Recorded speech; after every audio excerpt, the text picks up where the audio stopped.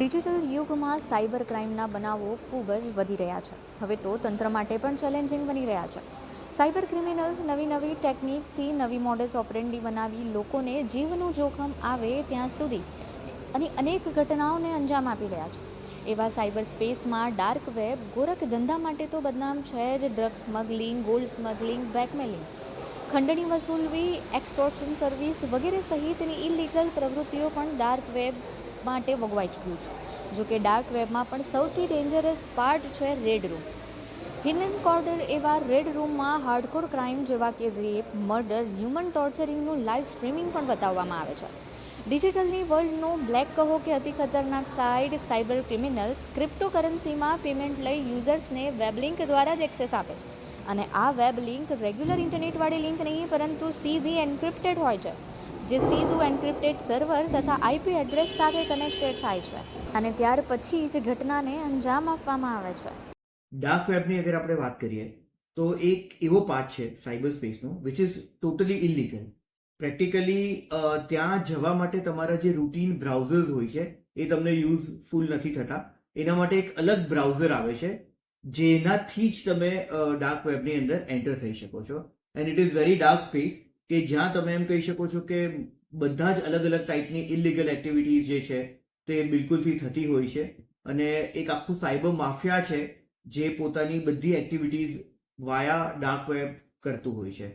Red રૂમ્સની અગર આપણે વાત કરીએ તો it is a dark part of dark web.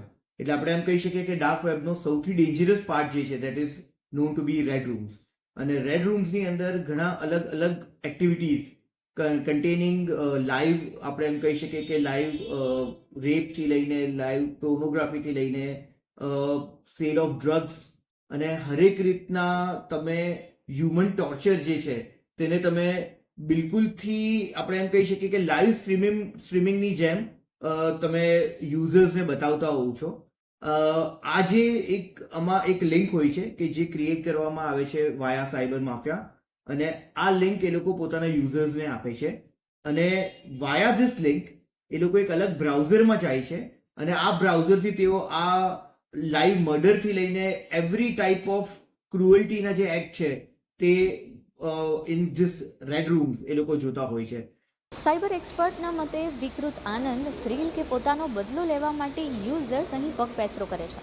Red રૂમમાં ઓનલાઈન ક્રાઇમની તમામ સીમાઓ ઓળંગી હ્યુમન ટોર્ચર, ટ્રાફિકિંગ અને ક્રૂર મર્ડર ઉપર પણ સટ્ટો રમાય છે. આ ગંદા ખેલમાં પીડિત ભોગ બનનારને શારીરિક અને માનસિક હાનિ પહોંચે છે.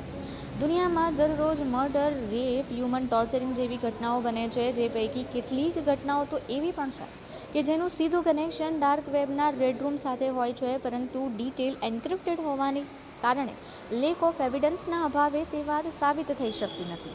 ત્યારે સુરતના સાયબર એક્સપર્ટના માટે આ ડાર્ક વેબથી બચવું ખૂબ જ જરૂરી છે. જો તમને ક્યારેય પણ અનનોન લિંક આવે છે અને તેને ઓપન કરવા માટે અલગથી વેબ બ્રાઉઝર ડાઉનલોડ કરવાની વાત કરવામાં આવે છે તો આ વસ્તુથી તમારે ચેતી જવાની જરૂર છે. આ સાયરન છે. અને રેડ રૂમ્સ જે છે it is one of the darkest place of dark web. So અગર આપણે આ જે વસ્તુ છે તેમાં પોતાની જાતનું ઇન્વોલ્વમેન્ટ નહીં રાખવું હોય તો એના માટે એક વસ્તુનું આપણે બિલકુલથી ધ્યાન રાખવું જોઈએ કે ક્યારે બી તમારી ક્યુરિયોસિટીને લઈને તમે ડાર્ક વેબની અંદર ક્યારે બી એનો એક્સેસ તમે નહીં લેતા. ડાર્ક વેબથી તમે કોઈ બી સામાન પણ નહીં મંગાવતા.